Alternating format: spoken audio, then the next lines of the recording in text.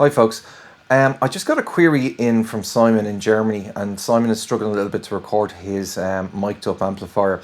Now, always delighted to help. The thing about it is I will never use a real amplifier again, and I'm happy to discuss at length why that is, but I get why people still want to use them, and that's perfectly cool. And one thing that I really hate is the sort of dichotomy that's put out there between digital and analog, like the two shall never meet. You're probably experiencing most of your recorded music from an amplifier through an iPhone or a smartphone through Bluetooth headphones anyway. Everything gets digitized inevitably. So there's no real split anymore, although the cause for one being the origination of the sound versus another, again, discussion for another day.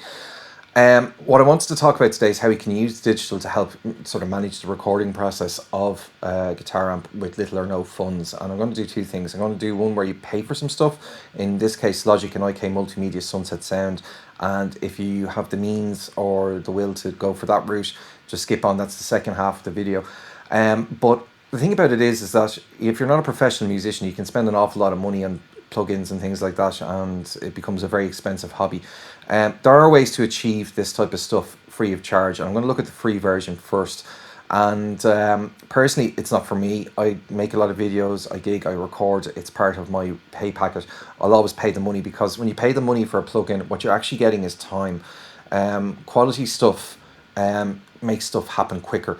Now, that doesn't mean that it's the only way to make things, and you can't gatekeep creativity. Free stuff is also good. It just takes more time to be able to use it and to get around it. But if you want it to sound like $1 million, you can still make it sound like $1 million. It just might cost you $1 million worth of hours, but that's okay if you're willing to invest that in time rather than actual dollars. So let's have a look at Reaper.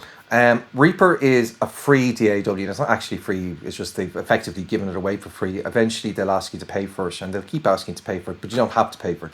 You probably should. Those guys worked hard, and they made a very, very cool app that is beloved by so many people now. I prefer Logic because Apple spends a lot more money on developing Logic, and it's a lot quicker and easier for me to get around. But Reaper's fine if you want to just get your toe dipped into this stuff. Now, I'm not going to do a tutorial about Reaper. It's already well covered. I'm just going to look at how you get a Brian May sound out of an amp using Reaper. But if you want to just skip it into Reaper and learn how to arm tracks and set up your audio interface, it's not my bag. It's not for this video. Go have a little bit of a Google. You'll find plenty of answers for that. But what I'm going to do is I'm going to get Simon's dry recorded amp with a single mic against it, and I'm going to try and recreate Brian's sound by using some very basic equalization and the key thing, which is putting the amp in a space.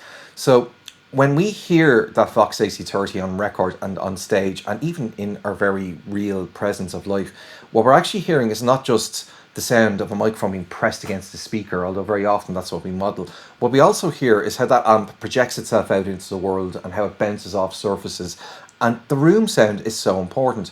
If you listen to Queen's own material and you listen to interviews that focus on how they produce their music, they talk a lot about how they had this fight at the start where they made their first album in demos with Trident Studios, who were more inclined to close mic things and not have the sound of the room put into the mix, which is a very legitimate approach to recording, and people still do that, because if you put the room onto tape, it's there forever and you can't take it off afterwards.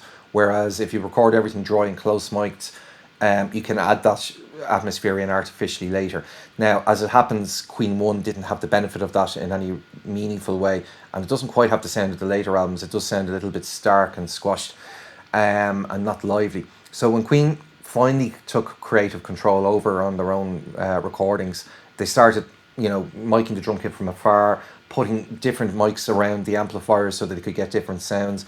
And Brian still does that today, largely. And we might not all have the, sort of the facilities to be able to do that. Mics are expensive. Having a room that you can actually get a good sound in is actually kind of tricky to get unless you treat it or you have a space that's naturally pretty nice.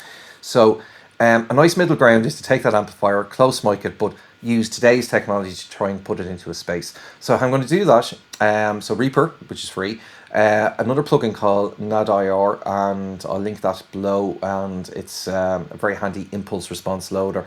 And the last ingredient is some impulse responses, and I'll talk about those in a moment. But just to say that impulse responses are used by digital guitarists usually to simulate a speaker cap, But what they were originally invented for was to simulate a space. So when you use a reverb plugin or a digital reverb, they're using impulse response files which have captured the sound of that space, and you blending that sound of that space with your original sound, and that's what gives the sound of the reverb. So we're actually kind of just doing that. So in a sense, this is a very long lesson about adding reverb, but in a particular way. So let's see where we're going to get our impulse responses from. So to the internet. Now, this website here, which I'll link, is from my fellow Irishman, Cian Riordan from Cork. Cian's a sound engineer in the USA these days, and he had access to a really, really lovely studio that seems to have been knocked down. But before he knocked it down, well, he didn't knock it down, before it was knocked down, Cian created impulse responses of all of the rooms in the studio.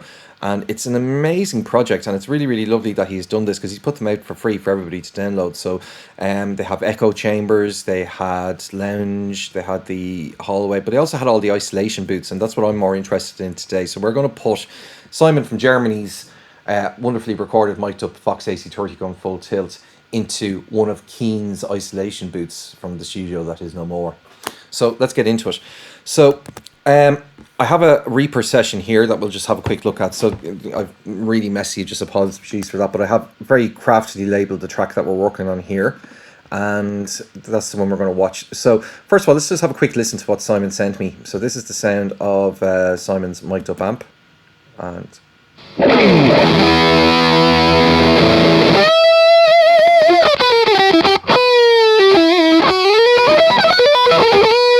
I think that sounds great, by the way. It's just on its own, it just does sound a bit plain. It doesn't have any warmth, or, you know, if you were making a performance video, it would sound a little bit stark. But straight out of the bat, though, it is the sound of a wonderful, loud AC30. Actually, I wonder if I'm going to make it louder. I think I will, just so we can...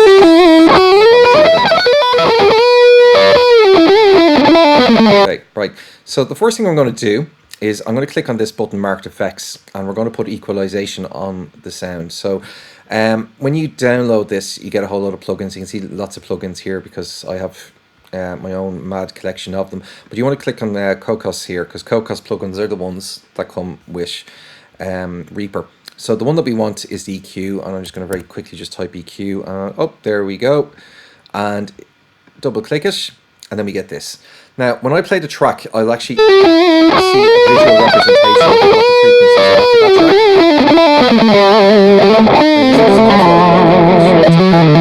So we'll just stop that. So the first thing that I'm going to do is, this is called a T-shape EQ. Now, there's plenty of videos on the internet about how you EQ guitar, but this is kind of basic stuff. But really what I'm going to do is I'm going to grab the first band of the EQ, and basically everything under 100 Hertz, I'm going to just try and get rid of a lot of it like that, just by dragging it down. Okay, so we have a listen to that. Okay, so that's the first thing. And a lot of the very high end, you don't need either, because there's just a lot of hiss up there. Now that's taking everything from about 5 Hertz into a slope. You can play with that with the bandwidth, so that sort of heightens or steepens or relaxes the curve. But really, I'm just looking for a slight curve like this, just to get some of the stuff that we don't really hear. It's sort of only for dogs, just off the signal. So it's just pure guitar.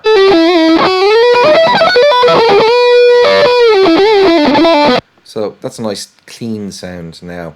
So then the very next thing that I'm going to do is I now want to just create space for this to exist. Now I've already started this down here. I've created another audio channel in Reaper, and I'm putting some effects on that. So if I open up the effects, I'll just show you what I've done. So this is NadIR or NadIR.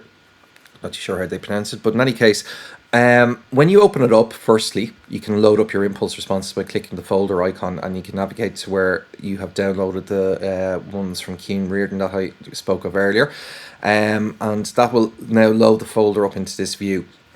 Now I'm just focusing on the ISO boot, but you could really just put that amplifier into the live room or the echo chamber, any of those spaces that Cian has provided, but we'll just do the ISO boot for now because that's the most common one. And what I'm going to do, and you'll see here the way he has them labelled, Cian, you're using imperial measurements and you're from Ireland, metric system, but in any case, he's got an ISO boot with 10-foot miking direct on the space, 10-foot miking indirect on the space.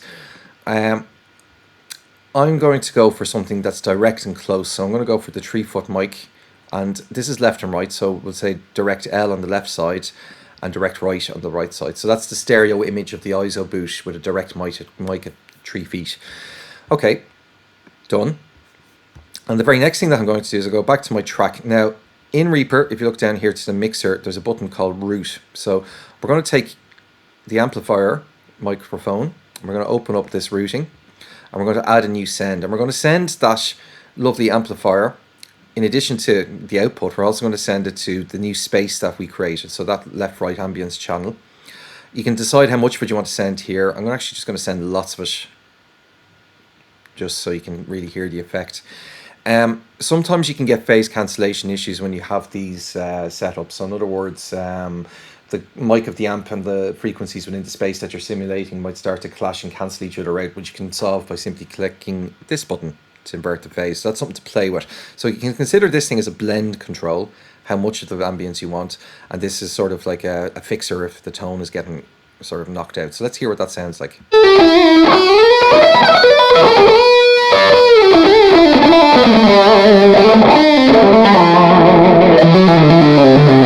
Nice and lush. Now, it might be a bit echoey. That's a judgment call for you, which you can solve by just pulling this down.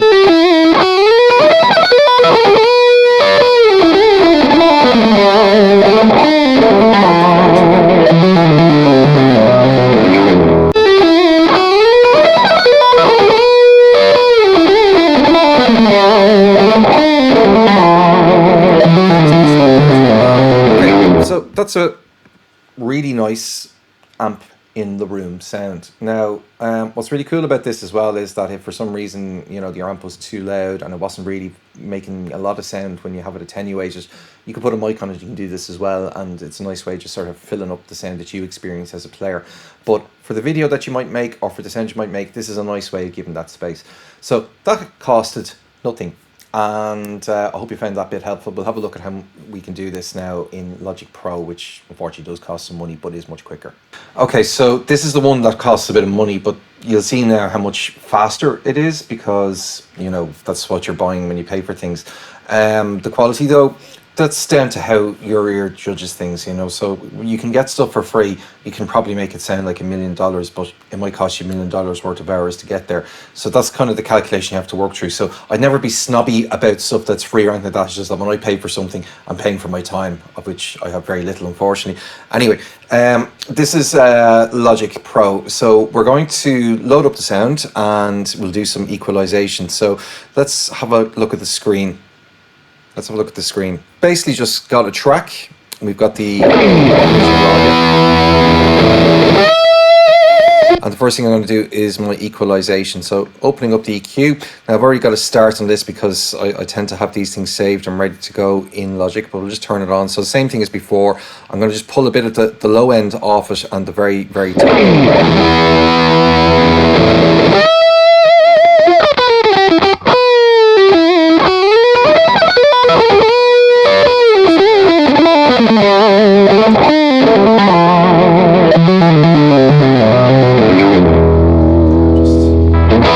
Next thing we're going to do is we're going to go to sends, go to bus, and go to bus 1. And what we're doing here is we've just basically created a sort of a bus send like you would on a mixer. So we're going to send that off to another channel. And when you do this in Logic, you get the channel that you're going to send to appearing right beside you. And what I'm just going to throw into here is IK Multimedia Sunset Sound Studio Reverb. Okay, so that just loads up the plugin. So while that's just loading up, I'm just going to see this little dial here. This is going to send, I don't know, something like a third of the signal to the track that has the reverb on it. I'm just going to use a preset from here just to get started. So this is a send effect because we're sending from another channel. And I'm going to pick one of the isolation booths here. Okay, now let's hear what that sounds like.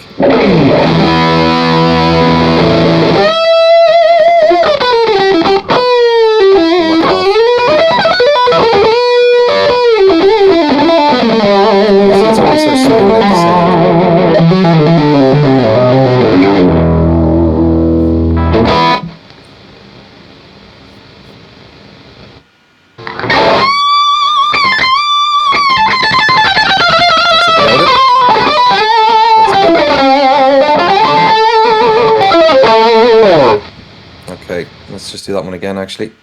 So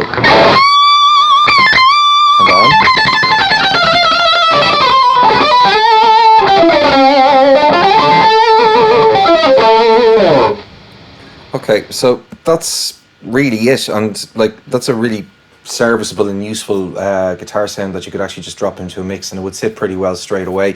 Um,